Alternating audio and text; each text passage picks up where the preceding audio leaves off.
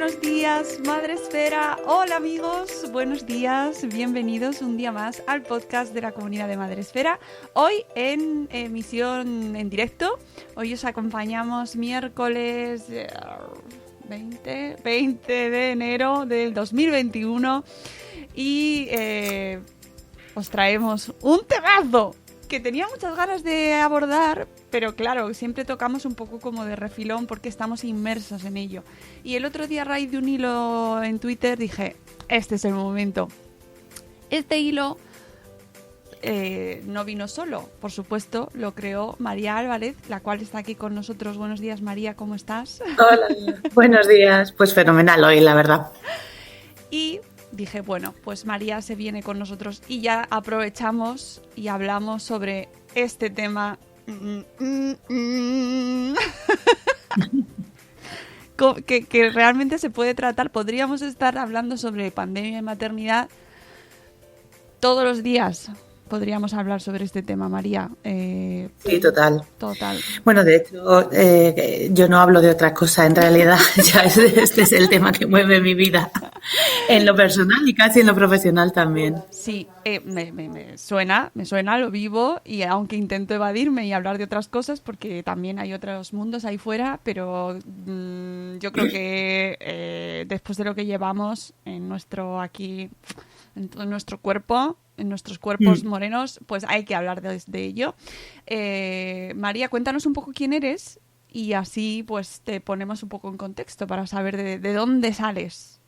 Sí, yo soy empresaria, tengo dos empresas, una que se dedica al marketing y otra que se dedica a la hostelería, una pequeña cadena de restaurantes, y además soy madre de dos niños pequeños que tienen 3 y 5 años ahora mismo, y además, y esto ya es un poco tangencial, pero también tiene importancia porque a nadie se le acaban los problemas solo en criar y trabajar, pues mi pareja es sanitario, entonces es trabajador esencial. ¡Qué bien! Y la conjunción de estos tres factores pues ha hecho que yo le ponga mucha atención, no solo a mi propia vivencia personal como madre, que es una cosa que hemos compartido todas, sino también al ámbito más de los derechos económicos o de las cosas que están pasando en el plano económico y en el plano de los derechos en torno a las mujeres y las madres, ¿no? O sea, como una visión un poco de empresaria, si queréis, de lo que está pasando en esta pandemia con la maternidad. Uh-huh. Bueno, es que refleja muchos casos, es decir, hay mucha gente que está viviéndolo desde no solo como madre, sino también como empresario, como empresaria, y eso claro. Tiene ahí múltiples facetas. Claro, por ejemplo, pues, o sea, nosotras estamos siempre muy pendientes de lo que es nuestra propia vivencia personal, ¿no? De si nos da la vida o no nos da la vida, si cómo nos estamos organizando, cómo están los niños. Pero sobre ese plano más personal hay un plano económico, ¿no? Es decir, a todas las cosas que están pasando en la pandemia, todas las medidas, muchísimas de las medidas que se están tomando en esta pandemia están perjudicando particularmente a las mujeres y muy específicamente a las madres. Y de estos temas no se habla casi nunca, porque como madres tendemos, yo creo, a estar siempre en las necesidades de los demás, que es una cosa buenísima, pero pues no hay agrupaciones, ¿no? No hay como colectivos que hablen de la maternidad desde este punto de vista más económico, más de derechos colectivos, ¿no? De qué nos está pasando, por ejemplo, cuando se sabe que las mujeres somos las más perjudicadas en el empleo, que estamos perdiendo empleo a raudales y aunque en España esto ni siquiera se ha investigado, en los países en los que sí que se ha investigado, se sabe que se pierde mucho empleo porque las mujeres tenemos ocupaciones que eran más susceptibles de tener un impacto de la pandemia, o sea, porque trabajamos más en el sector servicios, en la hostelería, en los cuidados, pero también por lo que está representando la carga de tener que cuidar y trabajar al mismo tiempo. Y, por ejemplo, en Estados Unidos, que sí que se atiende a estos datos, se sabe que donde se está perdiendo el empleo en mujeres no es en todas las mujeres, sino en las mujeres casadas. Las mujeres solteras recuperan empleo y los hombres han recuperado empleo desde marzo, tanto los solteros como los casados. Es decir, es un dato que nos indica que lo que está pasando, que el gran driver de todo lo que está ocurriendo con el empleo de las mujeres está en la maternidad, está en ese conflicto entre los cuidados y el trabajo, ¿no? Uh-huh. Claro, nosotros venimos además tú lo ponías en el hilo, aparte de la pandemia y de haber tenido a nuestros hijos en casa durante toda la primavera hasta el verano, precisamente en Madrid hemos tenido a los niños en casa hasta hoy. Sí, hasta hoy. Yo vengo de dejarlos en el cole. Efectivamente, es decir, desde el 11 de marzo los niños han estado en el colegio 3 meses. Y dentro de esos 3 meses hay muchísimos niños que ni siquiera van todos los días, que todavía están en esta idea de la enseñanza semipresencial. Pero que nadie se ha preguntado todavía y nadie ha analizado, que a mí me parece una cosa verdaderamente marciana, que llevemos ya desde septiembre con este sistema y nadie se haya parado a evaluar si está funcionando o efectivamente qué impacto está teniendo esto sobre las familias. Porque yo, que mis hijos son pequeños, pero me recuerdo a mí misma con 14 años y me imagino que si yo no hubiera ido al colegio todos los días de la semana, mis padres me hubieran tenido que poner muchos ojos encima, ¿no? No es que los niños se conduzcan solos a partir de determinada edad. Y una vez más, eso tiene un impacto económico sobre las madres, es decir, renunciamos a cosas para cuidar. Entonces, sabemos que muchísimas madres están dejando de trabajar y sabemos también que muchísimas madres están dejando, por ejemplo, otra cosa que está muy estudiada, de publicar. Las investigadoras y las científicas sabemos, porque se recoge el número de publicaciones científicas que se publican, sabemos que las mujeres están publicando mucho menos que los hombres en estos meses. Y la única manera en la que entendemos esto efectivamente es que se están retrayendo del mundo profesional o del mundo científico para estar más pendientes de sus hijos. Entonces, estas mujeres que están detrayendo de su mundo profesional para atender lo que deja de atender la escuela, pues al final se tendrán un perjuicio económico en los próximos años porque no podrán acceder a las mismas plazas que sus compañeros, porque no tendrán trienios en el caso de las investigadoras, etcétera. Entonces, esa dimensión que muchas veces efectivamente no nos fijamos porque estamos en el día a día, porque estamos en sacar las cosas adelante, es sobre la que yo quiero llamar la atención y poner a todo el mundo sobre esta pista, ¿no? Tenemos derecho a que se compense todo esto, porque además no es la pandemia lo que nos está discriminando. La pandemia afecta igual a hombres y mujeres y parecido a distintos segmentos de edad. Lo que nos discrimina son las medidas concretas que se han tomado. Y dentro de las medidas concretas que se han tomado, nos discrimina particularmente, entre otras, la facilidad con la que se cierran los colegios en todas las comunidades y en todas las etapas, ¿no? Es decir, la facilidad con la que los colegios en Madrid, por ejemplo, se cerraron antes, varios días antes que el resto de los servicios. O sea, antes primero disparo y luego pregunto. Primero cierro y luego ya veremos. También es lo que ha pasado ahora con esto de la nevada en el centro peninsular. Primero cierro los colegios, todos los colegios, con independencia de la situación en la que estén, y luego ya me doy 15 días o 10 días largos para revisar que estén todos bien, y aún así hoy ha habido muchos colegios en Madrid que no han abierto, ¿no? Pero es que si nos acordamos, en septiembre ya se retrasó el inicio del curso porque no estaban preparados después de estar desde marzo en esta situación. Y en enero ya la fecha de la entrada de los colegios ya se había retrasado unos días porque convenía. Entonces, y ya los niños estuvieron 52 días en casa sin poder pisar la calle en el confinamiento más duro que ha pasado ningún ser humano en la Unión Europea. Ningún ser humano en la Unión Europea ha tenido un confinamiento más duro que los niños en España, sin que hubiera ninguna evidencia científica que lo respaldara. Es decir, estamos viendo que se toman decisiones sobre la infancia, sobre las familias y sobre las mujeres con una ligereza que si se hicieran sobre cualquier otro sector económico ardía Troya. Entonces, a mí me gusta decir que es que las mujeres somos el amortiguador de la sociedad. cuando vienen baches, estamos ahí haciendo, ¿no? Como permitiendo que la sociedad asimile estos baches. Y hay dos planos. Un plano sería que esto deje de pasar y estamos en una pelea por la igualdad y por conseguir que los cuidados se compartan, pero hay otra que es que si ya está ocurriendo que somos el amortiguador de la sociedad, eso se debería compensar. Exactamente igual que ahora mismo hay una serie de bonificaciones para las mujeres que han tenido hijos en el cálculo de la pensión, no es descabellado decir que debería haber una bonificación en el IRPF para las madres que hemos compartido, hemos pasado esta pandemia con niños en casa. Mira, por ejemplo. Lloro, escuchándote lloro, de verdad, María. Es que tienes tanta razón, por favor. Es que, y ¿sabes lo peor? Que yo cuando preparaba el programa e incluso cuando te lo planteaba me sentía como medio culpable, ¿sabes?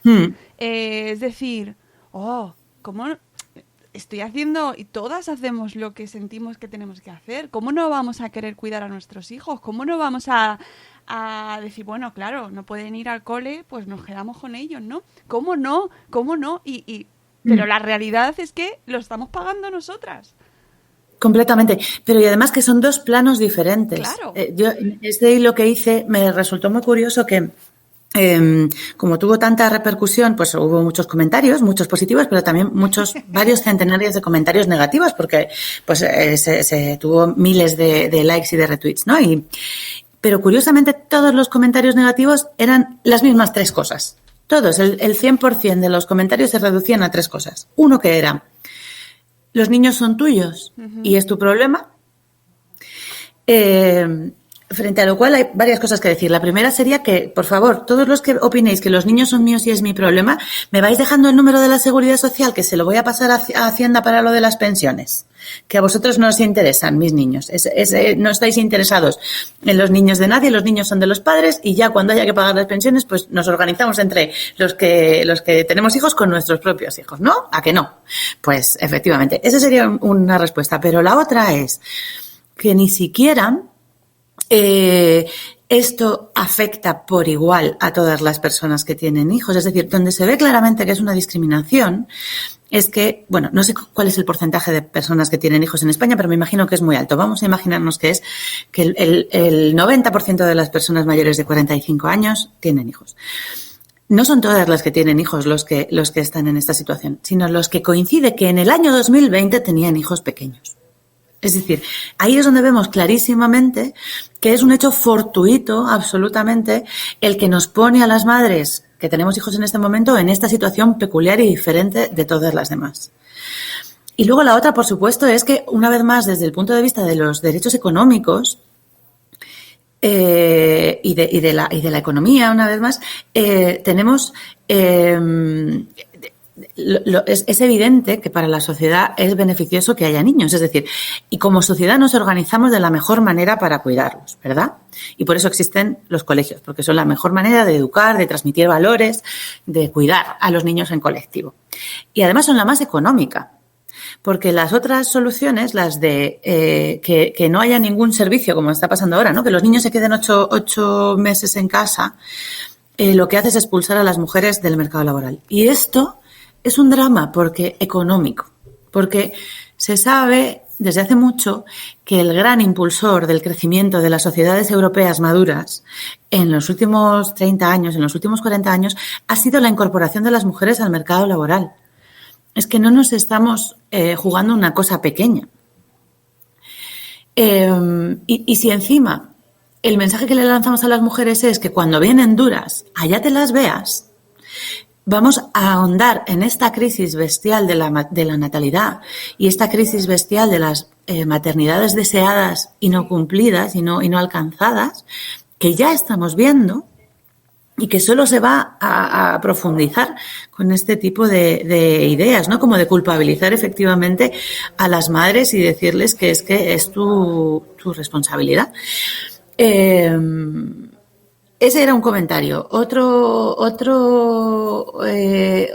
otro de los comentarios también que me parecía muy curioso era este de: eso solo os pasa a las mujeres que no habéis conseguido que vuestros maridos se involucren. Y volvemos otra vez al plano económico.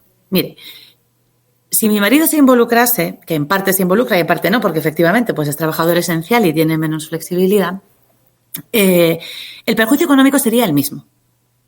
Otra cosa es que estaría repartido entre 2 personas, pero el perjuicio económico está ahí, pese a que lo asumamos entre 1, 2 o 25 personas dentro de la misma familia. Si te ayuda tu madre, etcétera.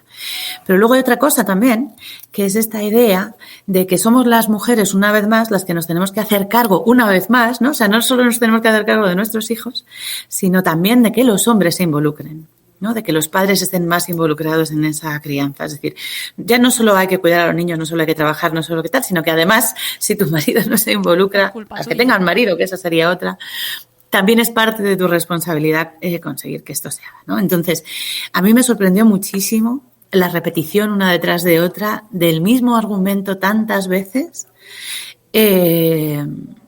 Y una vez más, porque hablamos siempre, no como que todos los comentarios, yo siempre hablaba en términos económicos, en términos de sistema, de derechos, de lo que estaba pasando en el gran angular, ¿no? En los datos. Y siempre todo el mundo te contesta en el pequeño, ¿no? Como en el pequeño marco de si tú eres responsable, si tú, ¿no? De todo lo que... Claro, porque al final, y en esta pandemia se ha visto brutalmente acelerado, ¿no? El individualismo es absoluto. Es que te dejan muy poca opción, porque es que si no te puedes juntar con nadie para cooperar de ninguna manera... Claro. Es que esto es un problema social. Y es cuando ahí en esas respuestas es cuando ves que la gente no lo entiende. No queréis entender que nos afecta a todos y que esto es un problema de todos. No. Es tus hijos no haberlos tenido. Que esa es la respuesta como de, venga, me levanto y te aplaudo. Pero fíjate que efectivamente, o sea, que tú hablas como del plano de lo que está ocurriendo en la sociedad.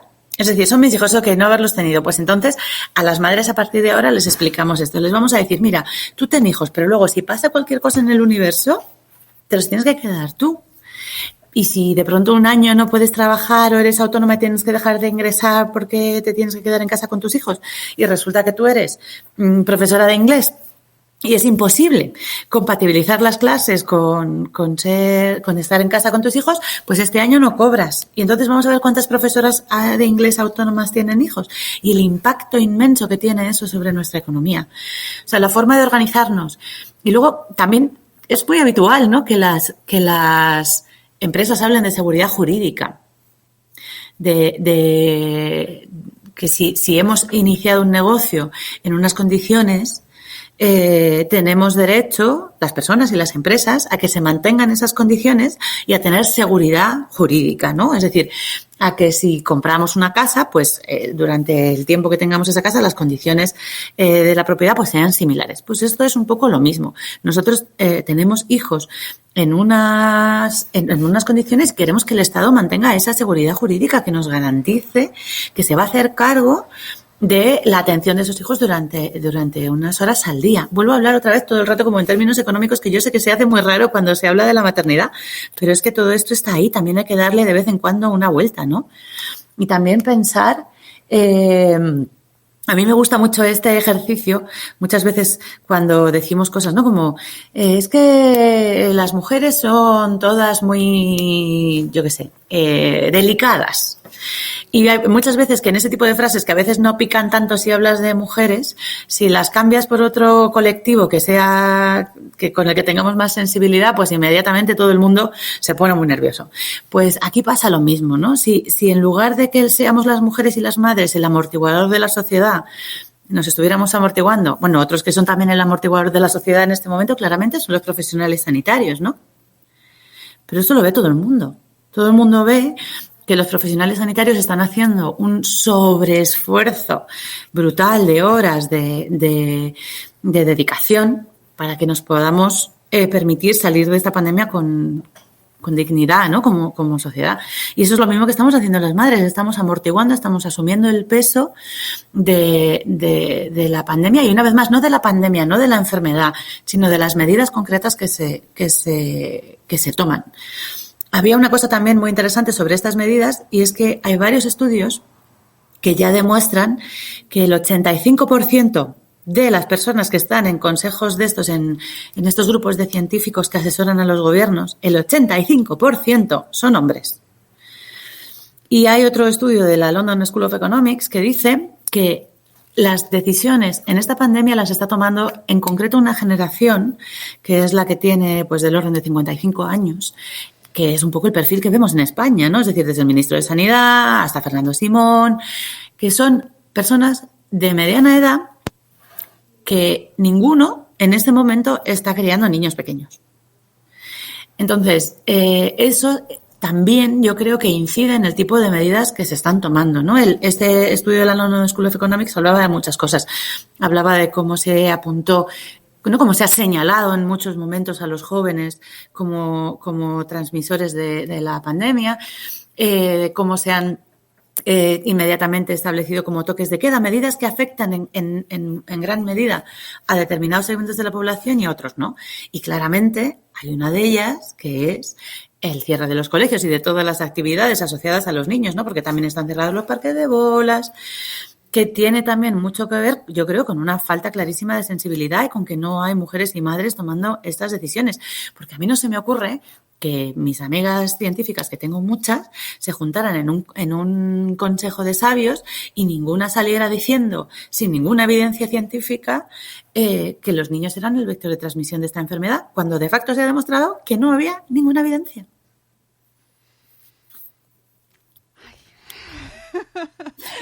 Mira, tenemos a la gente en directo que nos está escuchando y comentando. Saludamos a todo el mundo que está por Spreaker y por YouTube y que pues comparten amargamente lo que nos estás diciendo. En concreto me estaba acordando de aquella declaración cuando hablas del tema de los niños y de las decisiones que están tomando nuestros políticos en esta pandemia. Aquellas declaraciones tan desafortunadas del ministro de Sanidad cuando decía que claro, que cómo iba a llevar a algún padre a sus hijos enfermo al colegio, ¿no? Que obviamente es que se notaba muchísimo que hablaba desde otra esfera, otro planeta puede ser, quizás estoy en otro planeta. Sí, sí. Y no porque defendamos que se haga, pero amigo, ¿estás viendo en qué realidad estamos?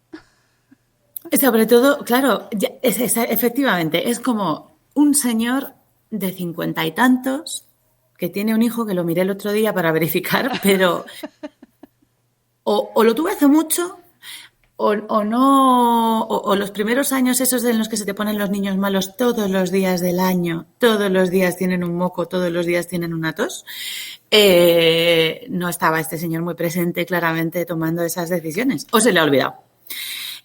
Porque efectivamente es evidente que los padres ahora mismo estamos muchísimo más vigilantes con los síntomas de los niños, pero a ninguna madre se le escapa que los niños tienen síntomas todo el año, todos los días, y todos los días tienes que pensar síntomas compatibles con el coronavirus, ¿no? Y todos los días tienes que pensar, ¿cómo valoro esto? ¿Cómo evalúo?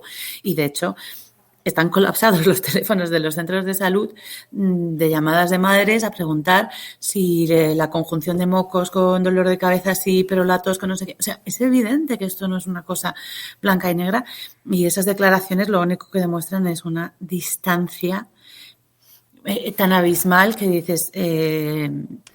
dan muchas ganas muchas veces, ¿no? Como de llevarles los niños al despacho. Cuando cierran los colegios, ¿no? Con esta ligereza y dan ganas de irse como allí a la sede del organismo que corresponda. Claro. Oiga, mire, que se los he traído, porque como le parece a usted que se puede trabajar y tener los niños, pues quédeselos usted un ratito.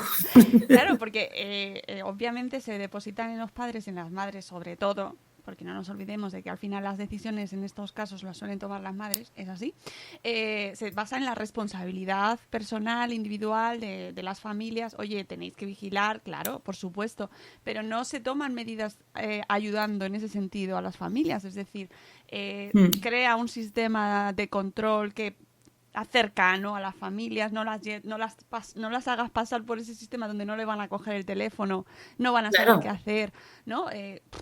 Que además yo me acuerdo cuando empezábamos los coles en septiembre, yo oía en mi entorno también, pues madres hablando, ¿y por qué no se ponen en los colegios enfermeros? ¿Por qué no se toman las temperaturas de ¿Por qué no hay consulta en los colegios? ¿Por qué no hay consulta de más cercano? ¿Sabes? Por ideas. Total. Y lo que colapsó la sanidad pública en septiembre no fue el virus, fue la gestión de todo esto. Fueron miles de familias que había un positivo en la clase, que nadie les atendía, que no sabían lo que hacer, que no sabían si se tenían que confinar o no, que si la PCR, no sé qué. O sea, es efectivamente la misma dinámica. Es decir, se cierran los colegios y los niños parece que desaparecen y las familias desaparecen y ya no hay más problema. Ya nadie se tiene que encargar de todo lo que está ocurriendo ahí. Llevamos casi un año de pandemia y seguimos sin darle una solución a los padres que se tienen que confinar con sus hijos. O sea, que se tienen que confinar los niños. Seguimos sin darle una solución.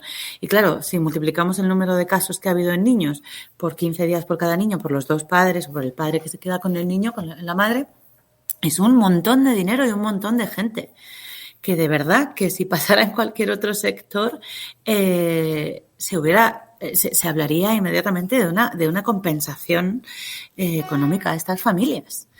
Y luego pasa otra cosa también que es un poco más subterránea y es que con esto del teletrabajo lo que nosotras estamos viendo en el plano de la empresa es que como los niños están en casa y estos que hablamos que ya no son chiquititos sino que son un poco más mayores llevan en casa todo el año prácticamente. Y encima a las madres les dan la posibilidad de teletrabajar. En las empresas hay muchas más mujeres que teletrabajan prácticamente toda la semana que hombres. Entonces, está pasando que el espacio público, el espacio de relación de la oficina, de ir, de comer, de tomarse un café, de hablar con tu jefe, de compartir ideas, se está masculinizando. Porque las madres, entre dejar a tu hijo solo en casa para irte a hacer networking o quedarte tú, pues te quedas. Y luego, y claro, esto también va a tener un impacto gigante, vamos a ver, en los próximos años en promociones, en oportunidades profesionales y demás. Y luego esta idea, es decir, por supuesto que nosotras vamos a cuidar de la mejor manera a nuestros hijos, por supuesto. Es que son dos planos diferentes. Si yo le dejo a mis hijos a mi madre para irme al médico, por supuesto que es la persona que mejor los va a cuidar, por supuesto que se le va a ocurrir un plan buenísimo para hacer con ellos, por supuesto que les va a dedicar toda su atención, pero yo sigo necesitando ir al médico. Que ellos tengan la mejor atención y que apostemos porque los colegios sean un sitio maravilloso, que de hecho lo hacemos y le ponemos muchísimos recursos también a que los colegios sean un sitio maravilloso, no quita un ápice de que nosotras tengamos también por el otro lado la necesidad de ese tiempo disponible, ¿no? Para desarrollarnos en el resto de facetas de nuestra vida. O sea, es que son dos planos completamente separados, porque me estoy acordando ahora también de esta idea de lo de que los colegios no son aparcaniños. Bueno. Es que ese es otro tema también, que ahí cuando salta, madre mía, lo que nos cae. Yo creo que hay que empezar a denunciar inmediatamente que cada vez que una persona dice aparca niños, lo que está haciendo es acusar a los padres de ser unos descerebrados que no tienen ningún interés por sus hijos. Y esto hay que decirlo, porque parece, ¿no? Como que ya te colocan un estigma que dice, pero ¿usted qué sabrá? ¿No tiene usted ni la más remota idea de quién soy yo? La inmensísima mayoría de los padres se desviven por sus hijos. Es casi un hecho cultural, ¿no? O sea, somos criadores. Tenemos hijos porque queremos tenerlos y queremos que tengan las mejores oportunidades de su vida. Pero precisamente para eso también nos tenemos que desarrollar nosotros. No podemos hacerlo en el vacío. Y esa muletilla es profundamente insultante y yo creo que hay que empezar a contestar mucho a toda esa gente que nos dice esto con mucha ligereza también. Sí. Estoy totalmente de acuerdo contigo, María. A mí me ofende profundamente que se diga eso, porque al final lo que estamos buscando son condiciones dignas en las que cuidar. No estamos pidiendo nada que no sea, al final, lo más básico, ¿no? E instintivo, que es cuidar de la mejor manera a nuestros niños. Y obviamente pedimos pues coles porque muchas veces detrás de ese discurso de que los coles no son aparcañillos, hay unos alegatos absurdos, tremendos, contra los cuales, efectivamente, estoy muy de acuerdo contigo, hay que empezar a contestar.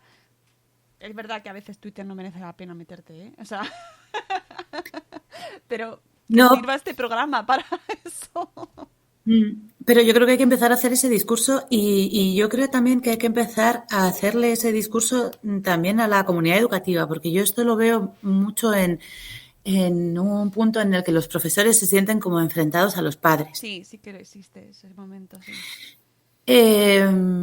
Y yo también, esto no sé muy bien cómo hacerlo porque es un poco delicado, pero yo estoy viendo una cosa.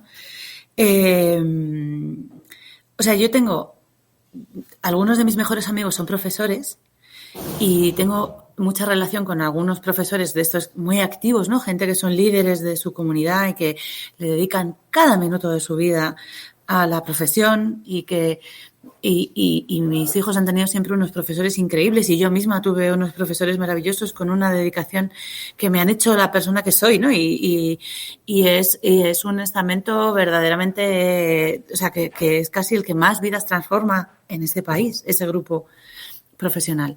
Pero a mí me gustaría también que todos esos profesores que son auténticas ídolos, ¿no? de masas y héroes para mí, vean también que hay un cabreo de la sociedad grande con los profesores y que eso está pasando porque no todos tienen esa misma dedicación y ese mismo impulso. Y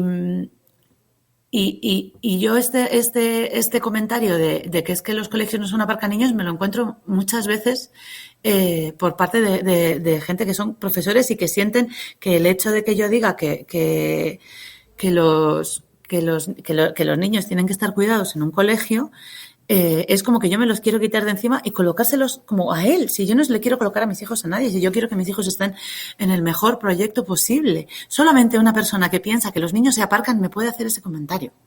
Yeah. Solamente una persona que piensa que los niños se aparcan puede hacer ese comentario. Y yo, desde luego, no creo que los niños se aparquen. Y yo creo que estaría muy bien empezar a hacer ese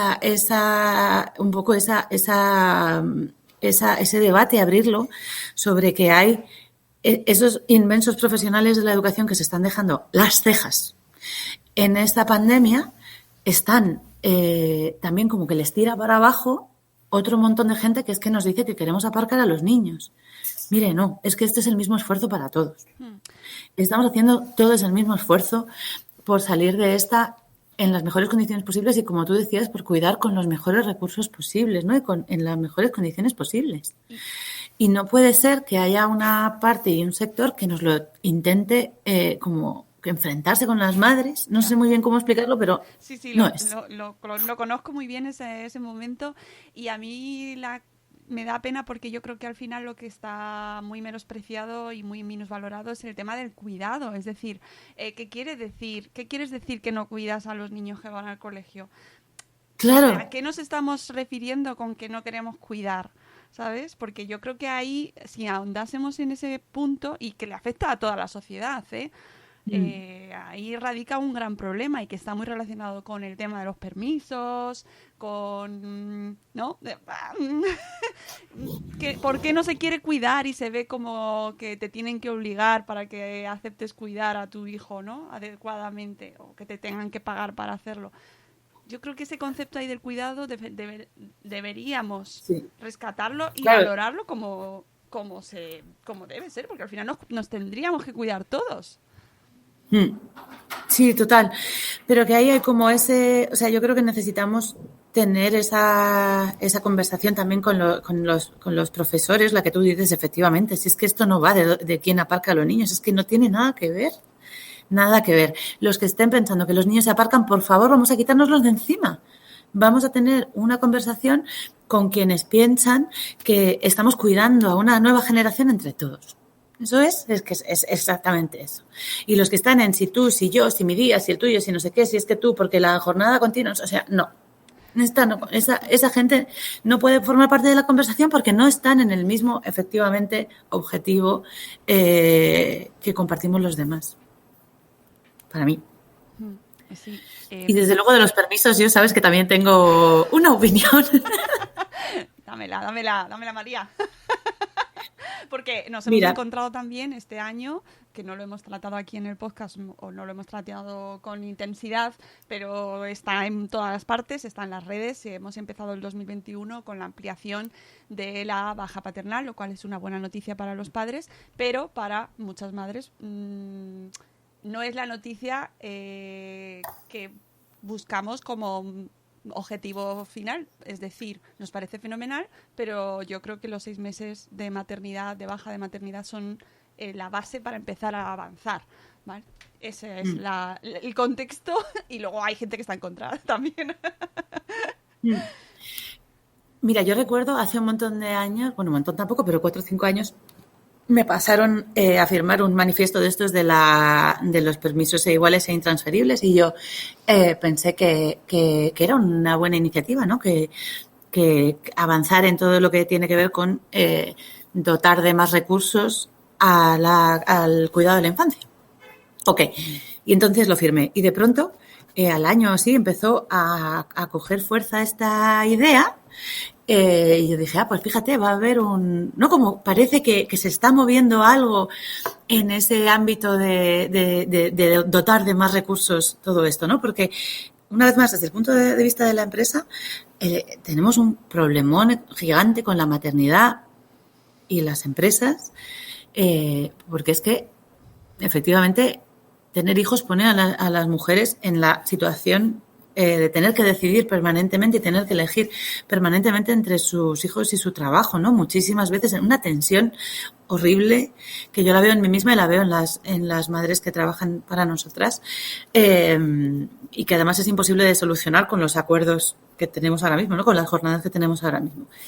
Entonces pensé, qué buena cosa que esto esté saliendo y que se vaya a incrementar todo este tema. Fenomenal. En junio de 2018 se aprobaron los permisos iguales e intransferibles, y llegamos a enero de 2020 y resulta que está muy bien que se hayan aprobado aquellos permisos, pero no hemos avanzado ni un día más en los permisos de las mujeres. Y no solo no hemos avanzado un día más, sino que llevamos sin avanzar un día más, sin incrementar la baja de maternidad ni un día, desde el año 1989. Desde el año 1989. Yo había nacido de milagro. Qué joven eres, entonces, María. No tienes 82, no asustarse. Bueno. Pero bueno. O sea, que era muy chiquitita. Desde el año 1989 no hemos avanzado ni un día en la mejora de los permisos de las madres. Y llegamos a la situación completamente ridícula en la que una persona que gesta durante 9 meses un bebé, que como todas las oyentes lo hemos hecho, sabemos lo que representa, y luego da a luz, muchas veces con unos procesos terribles, no tiene una baja específica para ese proceso biológico, no la tiene, no se cubre, porque su baja es la misma que tiene su pareja, hombre o mujer, que no ha dado a luz. Y nos encontramos con la burrada que conocemos todas las empresarias, que es que las mujeres se ven obligadas a trabajar hasta el último día del embarazo o a cometer un fraude de ley e irse al médico a contarle una historieta para que le den una baja. Que verdaderamente el médico no tendría por qué darle, porque no hay unas condiciones materiales reales para darle la baja, pero que por supuesto que dan todos los médicos, porque a nadie se le escapa que está fuera del sentido común tener a una mujer trabajando hasta el último día del embarazo, hasta que te vas al hospital a parir. O sea, y esto pasa delante de nuestras narices en el año 2020. Tenemos completamente desprotegidas a las mujeres, que son quienes asumen en una proporción inmensa los cuidados, como tú dices, y sin embargo nos dedicamos una cantidad de recursos ingente a un fenómeno que no sabemos si se va a producir o no, porque no hay ninguna evidencia científica que diga que se produce, que es que si igualamos en concreto un permiso, el de la baja de maternidad, se va a producir un fenómeno maravilloso hacia la igualdad. Yo estoy esperando 2 datos este año. Vuelvo a decir que a mí me gusta mucho el sistema, lo macro y los datos. Y son 2. 1. Si todos los hombres que tuvieron derecho a baja paternal en 2019 la cogieron efectivamente y cogieron toda la baja, o si por el contrario había unos fondos previstos para cubrir esas bajas que se han perdido porque se les han ido a dar a los sujetos que no la han pedido. Y luego me gustaría también saber cuánto ha incrementado. Sabéis que una de las cosas más donde se evidencia más que los cuidados los realizan las mujeres es que el 90 y tantos % de las excedencias y de las reducciones de jornada por cuidado de hijos los cogen las mujeres, que estos no son pagados. Me gustaría mucho saber, desde 2018 que se aprobaron el incremento de los permisos paternales, en 2020 que seguro que se han disparado el número de excedencias y de reducciones de jornada por cuidado de hijos, ¿en qué medida se ha incrementado la participación de los hombres en esas excedencias y en esas bajas para cuidar? Con esas reducciones de jornada para cuidar. Porque ahí es donde vamos a ver si efectivamente el incremento del número de semanas de baja de paternidad que se produjo en 2019 tiene un impacto real en la crianza en igualdad, ¿no? Y si ese incremento de las excedencias, ¿no? Si imagínate que en 2018 las mujeres se cogían el 90% de las bajas de las reducciones de jornada por cuidado de niños, y resulta que en 2020 mantenemos ese 90% de mujeres cogiéndose la reducción de jornada por cuidado de niños, pues deberíamos preguntarnos en 2020, inmediatamente, el día que salga ese dato, si estos permisos efectivamente están siendo efectivos en la consecución de esa igualdad en el terreno laboral, o si, por el contrario, son una forma de poner recursos en un sitio donde no hacían, a lo mejor hacían mucha falta, pero desde luego hay otro sitio donde hacen mucha más falta y no se están poniendo. Sí, es que esta discusión la hemos tenido desde que hemos empezado el año y seguiremos teniéndola. Yo es que ya he empezado el año muy guerrera con este tema, porque me parece que es justo, que hay que reivindicarlo, que los 6 meses son ineludibles, mínimos, obligatorios. O sea, es que toda madre que ha vuelto a trabajar, que ha tenido que volver a trabajar después de dar a luz, antes de esos 6 meses, sabe perfectamente lo que supone dejar al bebé. Da igual con quién lo dejes. Es que da igual con quién lo dejes. O sea, que yo estoy encantadísima de que los padres tengan ese derecho, pero es que es el momento en el que la madre tiene que dejar al bebé con los 3 meses. No se puede. No se puede. No. Que hay madres que quieren hacerlo, se sienten bien y les encanta la idea y lo necesitan. Pueden hacerlo perfectamente. Sí, y luego hay otra cosa, y es que dentro de la crianza y de la maternidad hay muchísimos momentos a lo largo de la vida de los niños en los que necesitan ser cuidados.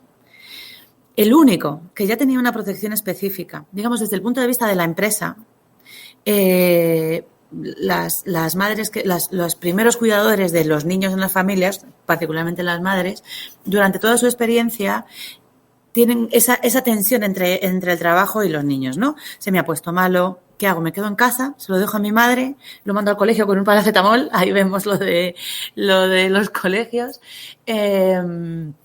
Yo qué sé, está fallando en el colegio, estoy preocupada porque veo a mis hijos que están teniendo algún tipo de drama personal y no estoy sabiendo acompañarles porque no tengo tiempo o simplemente no puedo poner la cabeza en el trabajo porque es que estoy en otra cosa. Todo esto le pasa a todas las madres a lo largo de toda la vida de los niños y ninguna de estas realidades está cubierta por el sistema del estado del bienestar, ninguna.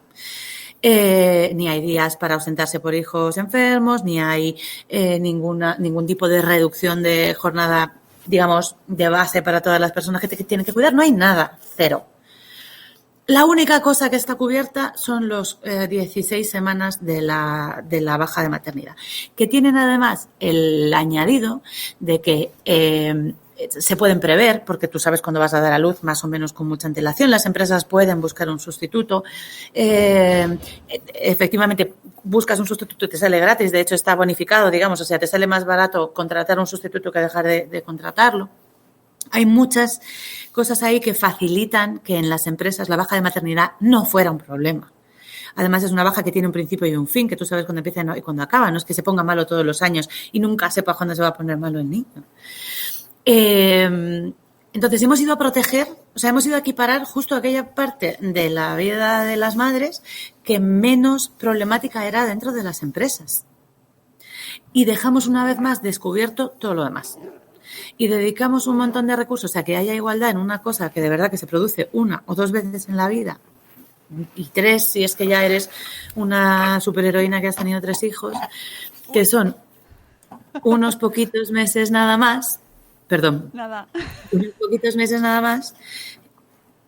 Y yo aquí lo que detecto al final es un profundo desconocimiento de la realidad de la discriminación de género en las empresas.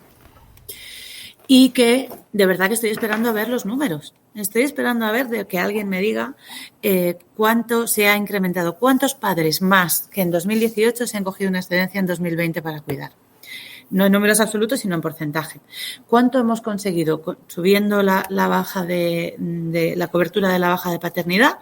¿Cuánto hemos conseguido que se involucren los hombres también en la parte no pagada de los cuidados? Porque sospecho que va a ser entre muy poco y nada. Sí, y que luego además el hecho de que el argumento de que se protege a la madre durante ese periodo para que no las echen tanto, porque es que claro, el problema está ahí, pero no vamos a atajar ese problema de esa manera yendo hacia esas medidas, sino igualándolo por el otro lado. Sí, pero es que da igual, tú sigues siendo madre después de esa baja y ahí también siguen perjudicándote porque al final sigues siendo madre y sigues ocupándote tú, sigues yendo tú al médico, sigues yendo a las reuniones del colegio y cuando hay un ERE o una oportunidad te siguen echando y te lo dicen, de hecho porque tengo que echar a las madres. Claro, eso es. Eso pasa. Eso es así. O sea, al final, los empleadores que no tienen visión de género, ni perspectiva de género, ni compromiso, que son unos miserables, en mi opinión, lo que piensan es, esta señora que ahora va a ser madre, ya no le va a prestar atención a su trabajo porque se lo está prestando a sus hijos. Pero la baja de maternidad les da lo mismo, si es que les sale gratis. Es lo único de todo el proceso de crianza de los hijos que tiene cobertura del Estado. Entonces, en lugar de hacer el mismo esfuerzo presupuestario, por ejemplo, en que los hombres se cogieran parte de esas excedencias o de esas reducciones de jornada no remuneradas, pues yo que sé, en campañas de concienciación, en cualquier otra cosa, ¿no? En formar a los hombres en que hagan su parte una vez más, ¿no? Que otra vez más es como, o sea, que ahora tenemos que invertir dinero público en que los hombres hagan su parte. Ese es el plan. El plan es que nos hagamos cargo las madres otra vez más de la corresponsabilidad de los padres. Yo esto creo que hay que empezar a reivindicar efectivamente nuestros derechos colectivos y nuestros derechos económicos desde nuestro papel, desde nuestro lugar en el mundo. Y ojo que esto no tiene nada, no es en absoluto en contra de los padres que son aliados de la igualdad y del feminismo, están en esto también.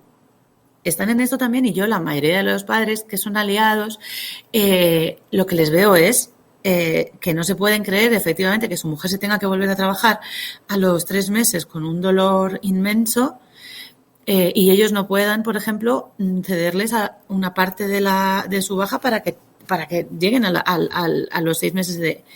Yo qué sé, o sea, como cosas tan bestias como esa.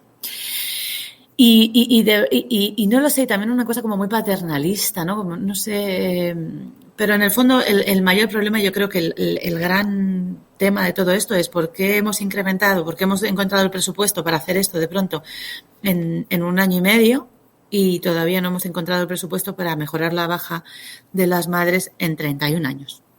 Sí, Totalmente. Y no va efectivamente, estoy totalmente de acuerdo contigo, no va contra los padres, por supuesto. O sea, No. yo mi pareja tuvo una semana con cada nacimiento. Una semana porque era autónomo, imagínate, ¿vale?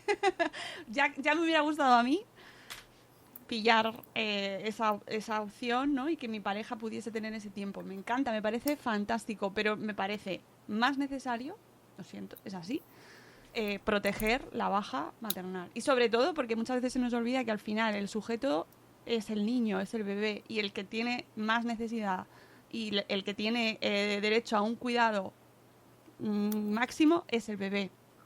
Y los 6 primeros meses la madre tiene que estar ahí. Que luego no quiere, pues oye, no obligamos a nadie, ¿vale? Que luego es que es un argumento también, ¿no? Es que quieres obligar a quien no quiere, no se obliga a nadie, pero protege esos 6 meses. No sé, es que... Sí.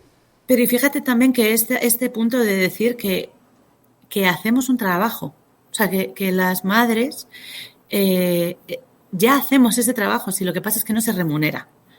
Ya estamos cuidando, si lo que pasa es que no se remunera. Para que lo hagan los hombres hay que remunerarlo desde el primer minuto. Para que se generalice que los hombres cuiden esos meses, hay que remunerarlo desde el primer minuto. Entonces, yo estoy, por supuesto, entiendo el argumento del interés superior del menor, lo comprendo y estoy completamente ahí, pero también creo que hay que poner sobre la mesa nuestros propios derechos y nuestra propia discriminación en el mundo, porque existe. Y existe por la manera en la que nos han criado, por el papel que jugamos en la sociedad, porque culturalmente somos cuidadoras. Y entonces, yo lo que quiero es poner sobre la mesa que eso se tiene que valorar y que compensar en el fondo, ¿no? O sea, que hacemos un papel en esta economía importantísimo, que una vez más somos el amortiguador de la sociedad. Oiga, como decían en aquella película, enséñeme la pasta. Madre mía, María, qué gusto escucharte, de verdad. Aquí estamos siempre para compartir contigo reflexiones y reivindicaciones y espero que demos mucho la matraca. Yo encantada de que cada vez que nos ilustres con algún hilo como el del otro día en Twitter, pues que te vengas a contárnoslo, ¿eh? O sea, de verdad. Ánimo fenomenal, ánimo con este año también, te lo digo, porque viene calentito, así que ánimo, pero bueno, que no estamos solas, que somos muchas ahí y muchos también. Total, eso es súper importante y además lo está cambiando todo, que cada vez haya más gente con más conciencia y yo también te digo que creo que vamos a ser un sujeto importantísimo en los próximos años porque...